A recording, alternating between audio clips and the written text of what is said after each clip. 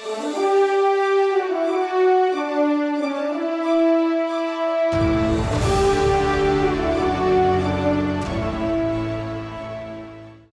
118 kicks off a new 4-part storyline called The Abyss, which introduces us to a new villain called Abyss.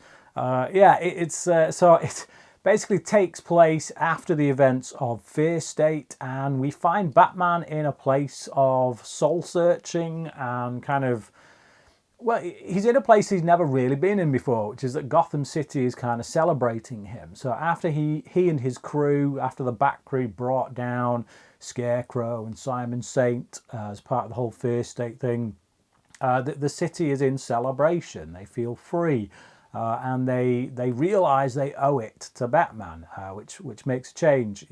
So he doesn't know what to do with that. Basically, he's in this weird place where Batman's not the kind of guy who can take a compliment, is he? He's a bit emotionally stunted in that regard. He's the kind of guy that if you pay a compliment, he'll just turn his back to you and walk off.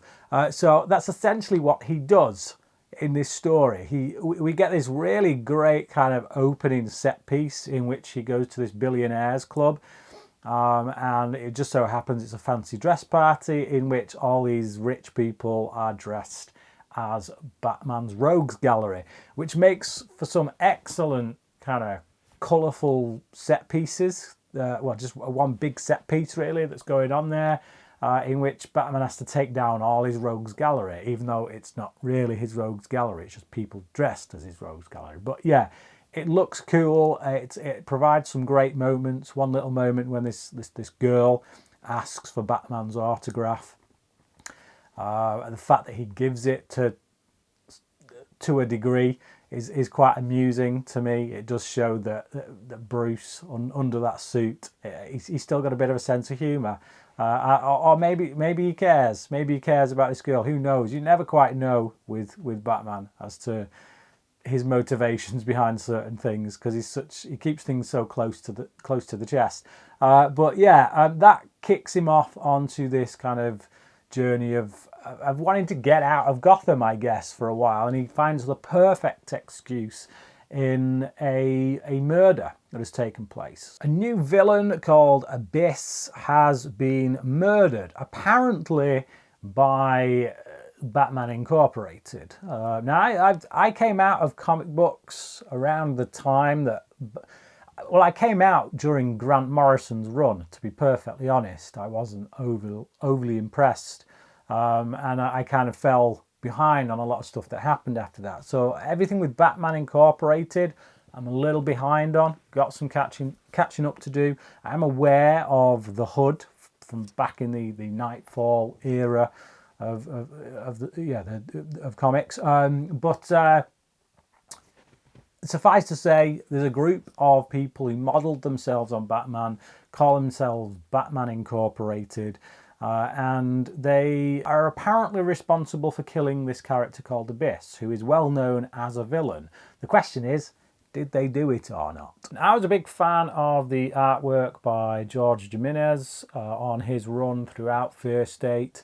It's kind of sad to see him go. I don't know if he's gone permanently or what, but certainly the replacements they've got here, George Molina and Mikel Janin, do a fantastic job. Every frame, every panel throughout this comic book is just beautiful to look at. This video is brought to you by Wow Comics. Visit wowcomics.com today and order your comic books online and use this code down at the bottom of the screen, WowBry1, when you place your order, and you will get 15% off. I've teamed up with Wow Comics to bring you this video and others like it because they are a company I trust. I buy my comic books from them, so I suggest you do the same. As I say, use the code WowBry1 at wowcomics.com and get 15% off your order. There's a certain character that appears towards the end.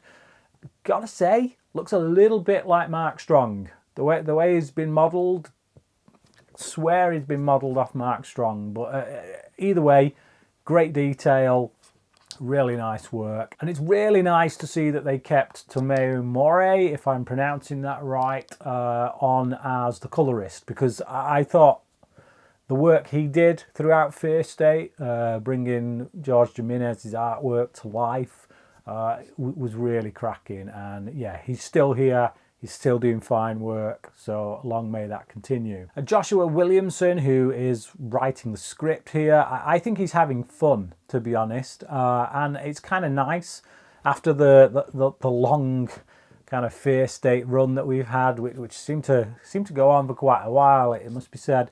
It's nice to dip into something that's fun. You know, having Gotham celebrating Batman at the start of this. Again, Batman's not used to it. We're not used to it.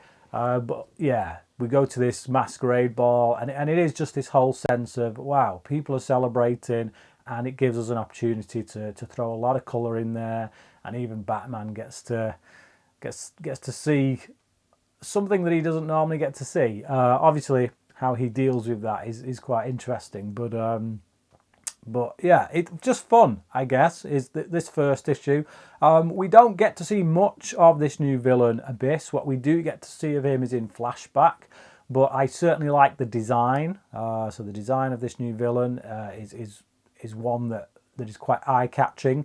Whether or not they turn out to be a great villain, or memorable one, or run of the mill, we'll see. I'm going to give it a 4 out of 5. Anyway, it's definitely a great start to this 4-part arc. It's hard to judge a comic book, a single issue, when it's part of a larger story. I always like to view the whole thing, to review, kind of judge the whole thing rather than just a chapter. But as a single issue, my experience of reading it, I would say it's a 4 out of 5 from me. The artwork, I would say, is a 5, certainly.